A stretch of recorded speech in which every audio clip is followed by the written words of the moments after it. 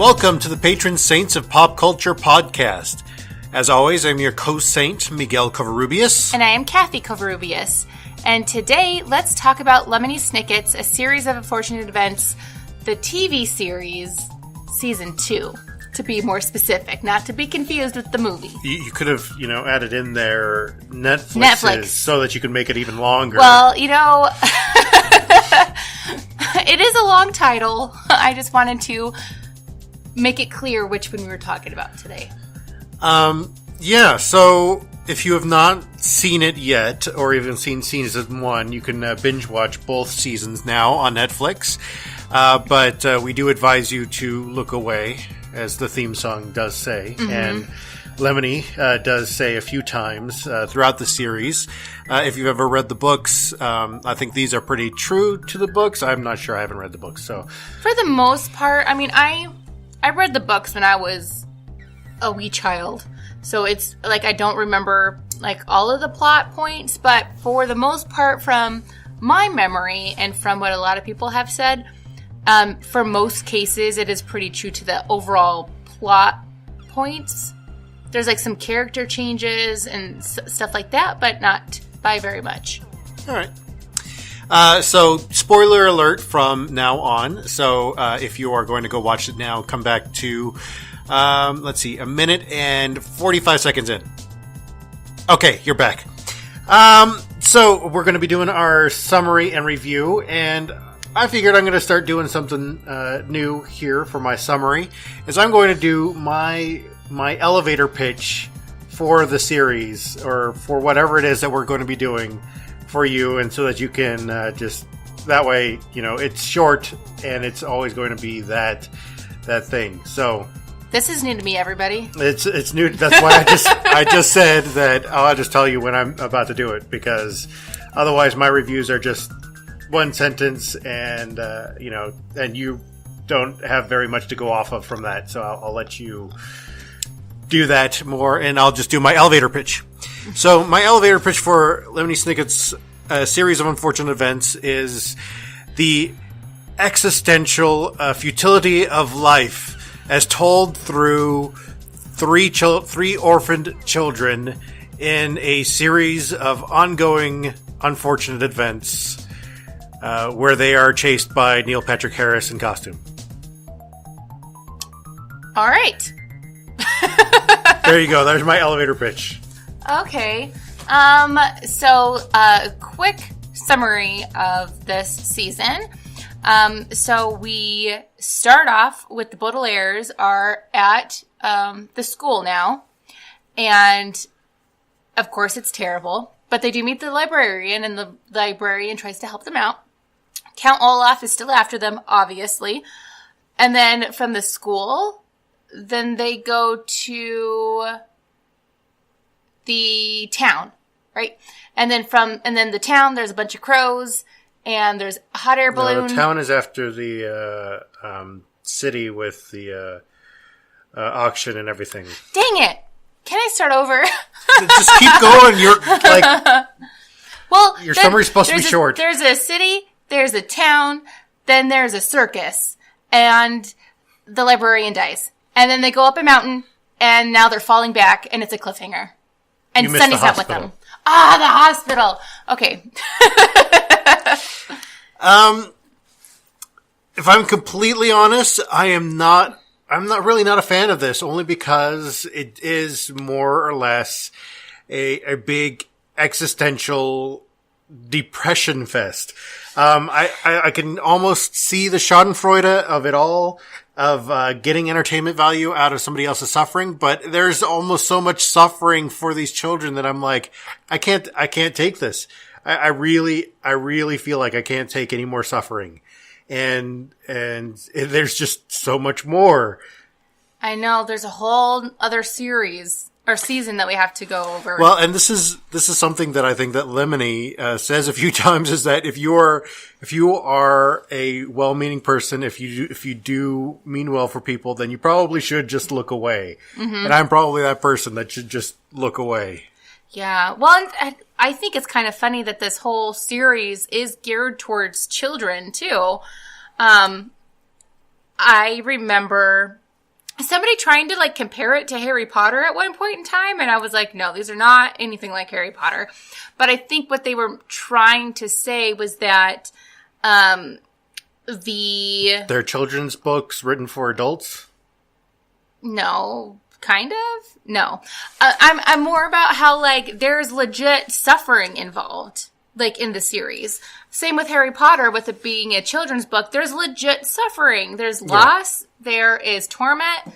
And you don't really see a lot of that in children's books, especially those geared towards like preteens, like Harry Potter was, and Series of Unfortunate Event is. So, yeah, that's my take on that. Well, one of the big things throughout the entire series is this kind of theme of moral relativism, which I think is, I mean, if not threaded and woven through every single moment in this entire series, I'm talking about the season of the television series. But also within each of the characters. Each of the characters is very gray on a moral relativistic scale. I mean, you do have Count Olaf, who is more kind of on the end of the evil spectrum of things, but overall, his life is very tragic, and he has gone through a lot of some really difficult things as well, and you can see what kind of made him who he is. Yeah. Even though he is a horrible human being, that, he probably did mean well at one point in time, and these series of unfortunate events happened to him to kind of push him to that end of the moral relativistic scale of things. If we were to put moral relativism on a scale. But I think this is for every single one of the characters, that they all have their own kind of gray area. That some of them are more on the white end of the spectrum, and some are more on the black end of the spectrum, if you were to see things as black and white. Yeah, even his theater troupe too. Like, I mean, to be honest, I don't really hate any of them. Yeah, like Hook Hands, he means well, but I don't know what his name is, but I'm going to just call him Hook Hands. I know he has a name, but I can't remember it off the top of my head, but it's, yeah. The only ones I don't really like are the twins. Yes. The twins seem to be on the same end of the spectrum as Count Olaf. Mm-hmm. Yep. Especially, and we're just talking about, of course, the Netflix series. But yeah, I agree. They just creep me out, and they're just weird. Well, the big kind of question is, do the ends justify the means?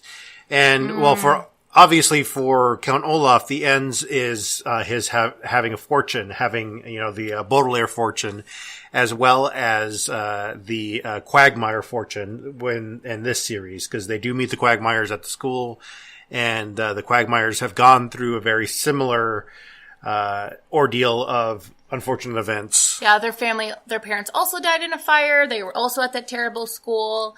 But I don't think that this fire was set by Count Olaf like the fire was for the Baudelaires. It was probably set by another person from the volunteer fire department that became a villain. Yeah, I'm not villain sure. Fire department. And I think it really comes into play the whole, because like even the Baudelaires kind of struggle with this at the hospital when they steal the keys. Exactly. Not only stealing keys, but also they go through this with dressing up in costume to trick people. They do this with trying to encourage the people who are part of the freak show. They go through this almost every single episode. They have a moral relativistic kind of point where, should we do this? And this conundrum of, do the ends justify the means? Yeah.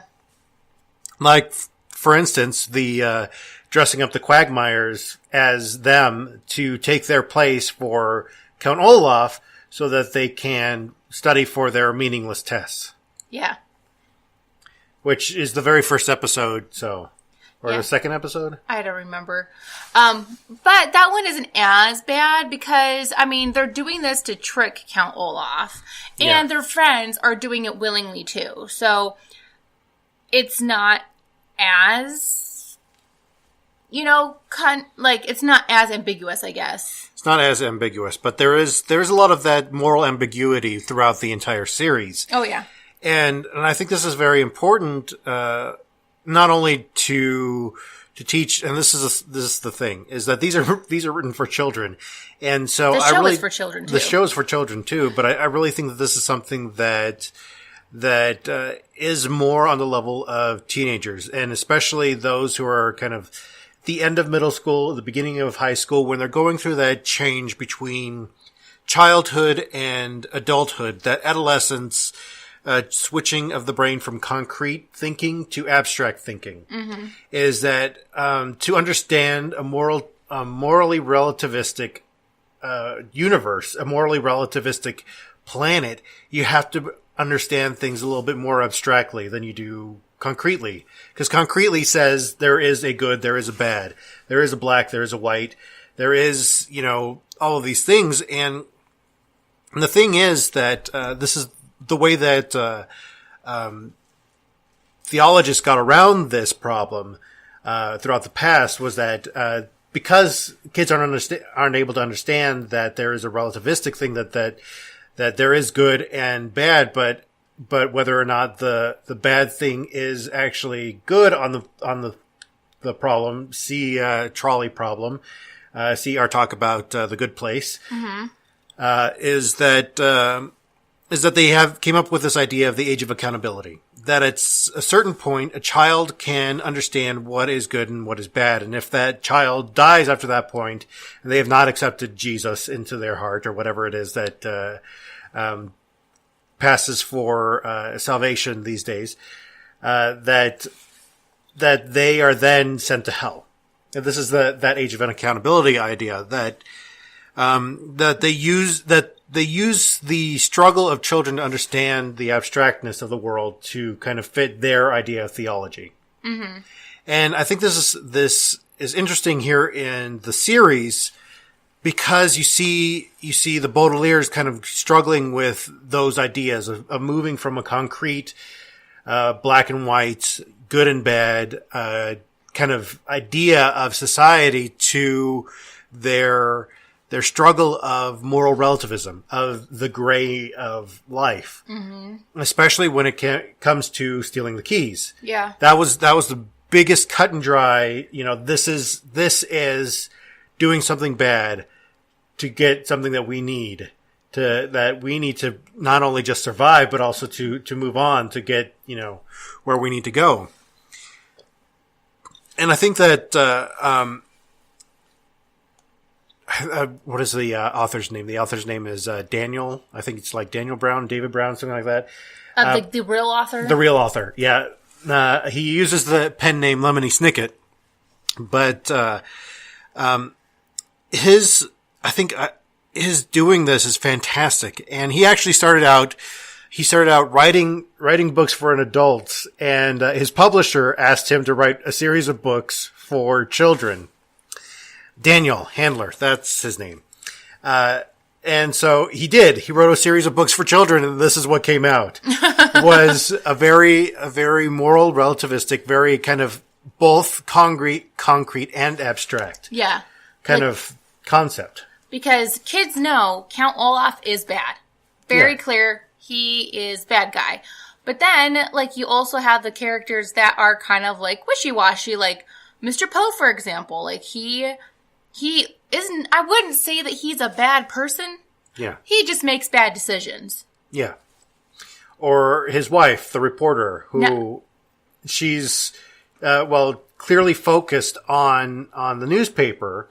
And selling newspapers, and she does that well, but, she does it at other people's expense. Exactly. And doesn't realize that. Yeah. See, this is the weird thing about the series, is that you have adults who are almost very single-mindedly ignorant. Yeah.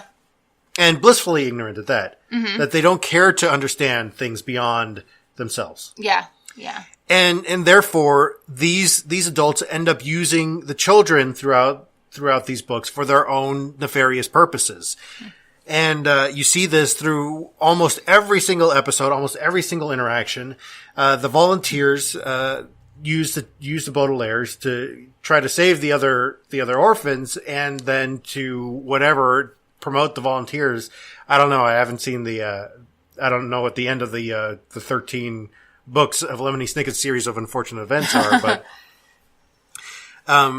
the volunteers seem to have a nefarious underlying theme to them, that they're only using the children for their own means. Mm-hmm. And I think this is something that as we were struggling to kind of pull out what we wanted to talk about from these books, is that I was starting to see this a little bit more in the terms of the church. Is that if you were to think about it, you don't have to think about it too hard, but if you were to think about it, that the church is very much like Count Olaf, is that children are only numbers to the church. And you can see this through my own experience, through the number one thing that churches cut when they're low on money is children and youth programs. The children are basically only there to reel their parents in. And what's funny is that the church never does a really good job of following up with the parents to actually give the parents something that they need and that they desire. Yeah. They just think that the parents are going to end up tithing to the church. And so the children are only dollar signs to the church. Yep. They only see them for the fortune that they can bring. And so once I started to think about it in this way, I really thought of Handler's series here as more of a series of unfortunate commentaries on the modern day church. And it really becomes this idea that the church is almost guilty of all of these atrocities against children, and almost kind of brainwashing them into do it our way. Mm-hmm. This is black and white. There is no moral gray area, when everything in life is gray. Yeah. Everything in life is gray. They end up giving these children these anxiety disorders. And I was thinking about the Baudelaires through this, is that these poor children, they're going to grow up and they're going to need a good couple of $1 billion worth of therapy to get over some of this stuff. And that this is like some of the same things that the church has done to children and to teenagers. I mean, you could see this in society now. The major argument against the teenagers who are doing these March for Our Lives and these marches for stricter gun regulations, it's not to take anybody's guns away. It is for stricter gun regulations so that it's harder for people to get, not that they can't get it. Mm-hmm. That their major argument against them is to dismiss them as children, or to dismiss them as, oh, they don't know anything, or anything else like this. This is something that the church has been guilty of for millennia. Oh, yeah. Is seeing children as useless, as only seeing them as the dollar signs that they can give to them.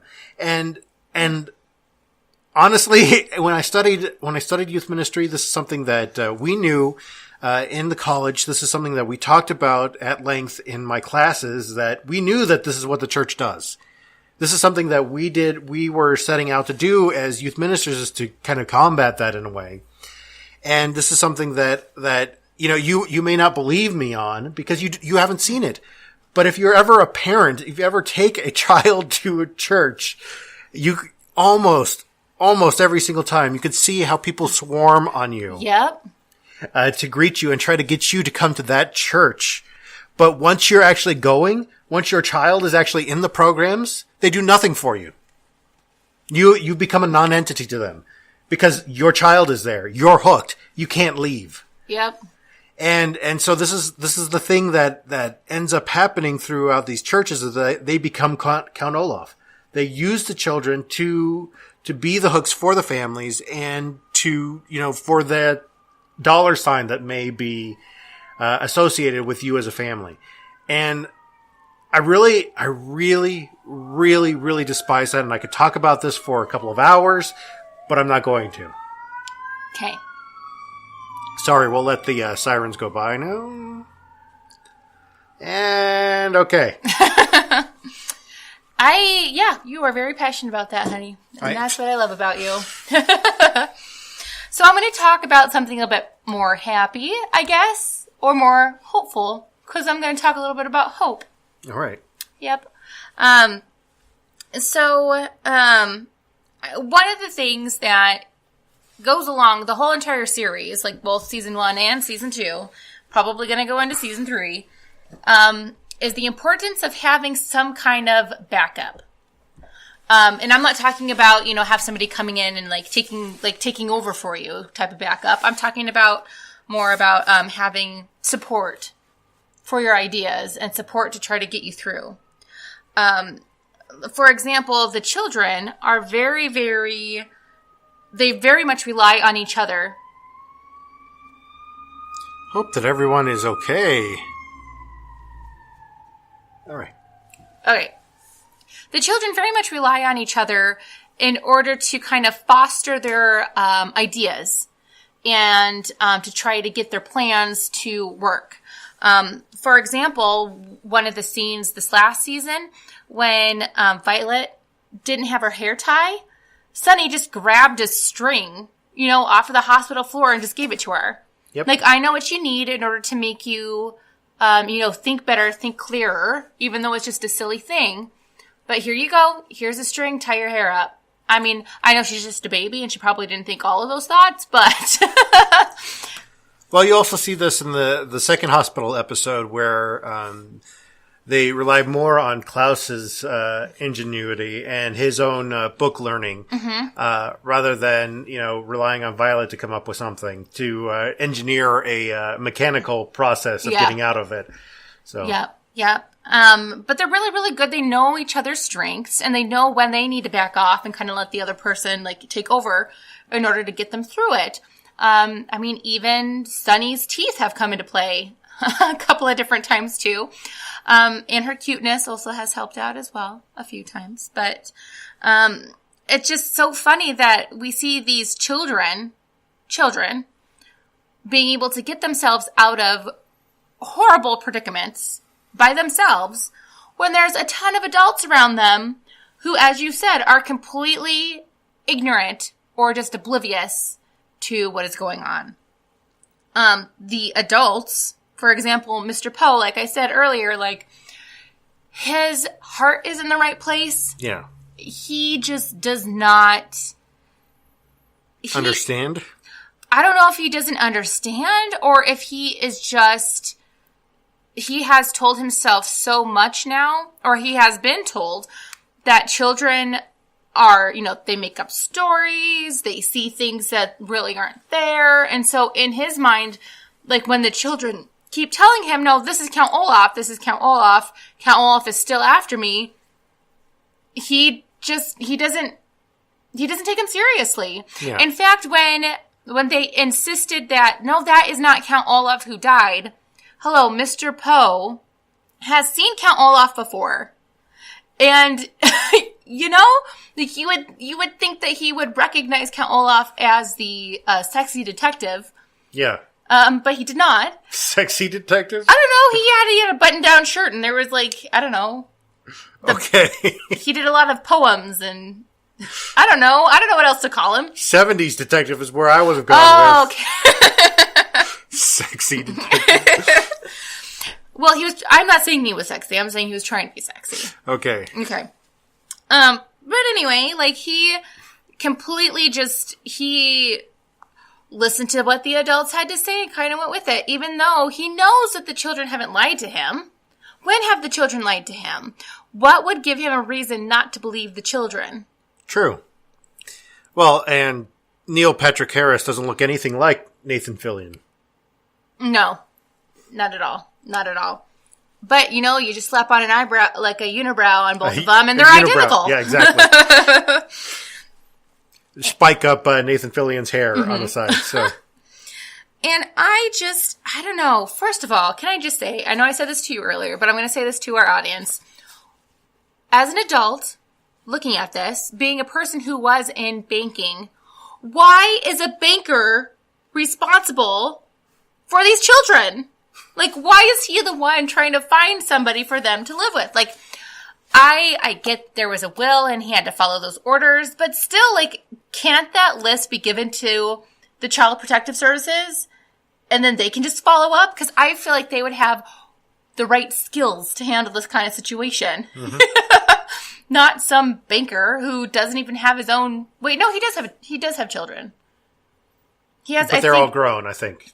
I think he has a son, if I remember correctly. I think so, yeah.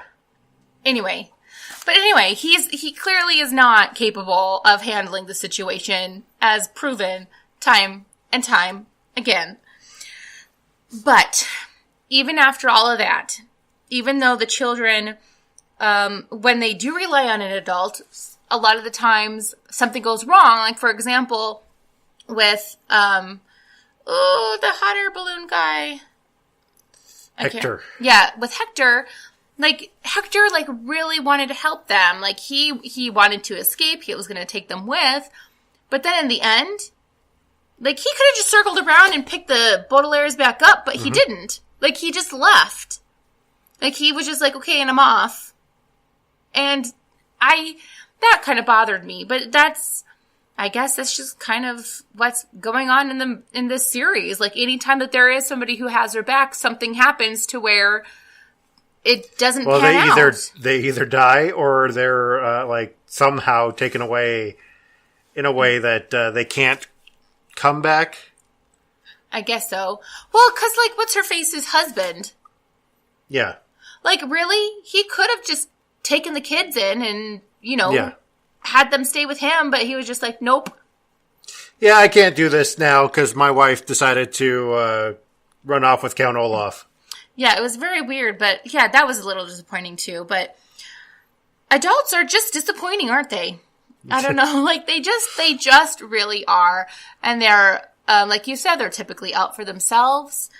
Even when it comes to children being involved. In the end, in this series, and a lot of times in real life, the adults are always going to go with what is going to be easier for them, ultimately. Not necessarily better for them, but easier for them. But even after all of that, the Baudelaires still somehow managed to have some kind of hope.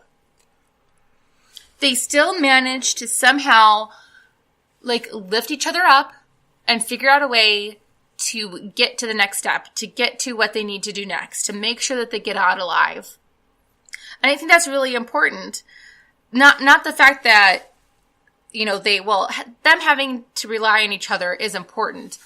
But the fact that each of them, when all hope seems lost, they still at least look for the hope. They still try to formulate a plan. They still try to get themselves out of that situation. Yeah. And a lot of us adults don't do that at all. We get into that hopeless spiral and just, this is it. Well, and that's what I mean by the existential futility in my elevator pitch, is anybody who would have gone through at least, even just the first episode would not have continued. Yeah. And this is something that it's almost the existential futility of life, that we are all going to be facing a series of unfortunate events because that's life. Every one of us. And it's gray.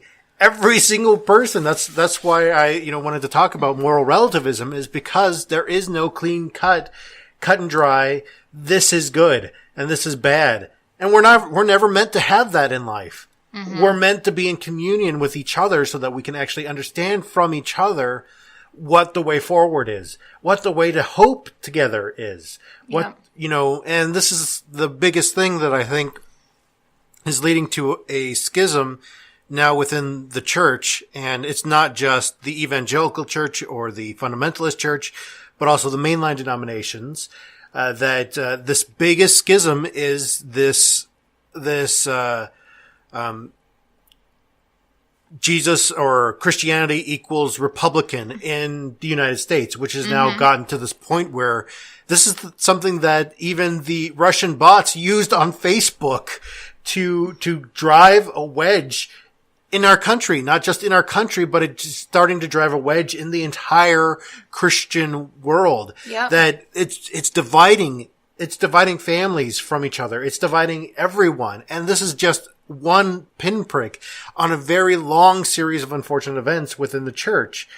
And I think that this does lead to some, is, important for us to remember that there is hope, but we can only do that together, I think. Yeah. Yeah. And I really have to say that the students now, I think something that they have that we didn't have is they still do have hope for change. Yeah. And a lot of us, millennials, especially those of us who vividly remember Columbine, like we seeing all of this violence, all of the gun shootings or the school shootings as we were growing up just made us lose hope.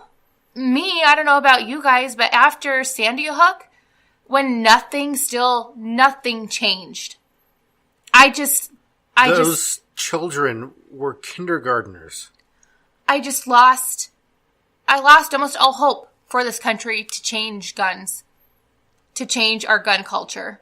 Because that's ultimately what it boils down to, is that we as a country love our guns more than our children. Yeah. And the thing is, just me saying about teenagers and that they're trying to get stricter gun regulations, we may have just lost a few listeners. Well, we've got like 20, so that's all right. We're back down to 13 now. But I mean, this is something that I think that, hope is essential and hope does spring eternal, but it's something that we need to work on together because we don't have all the pieces ourselves. Because hope is broken in each and every one of us. And it can only be put together with other pieces of hope from other human beings.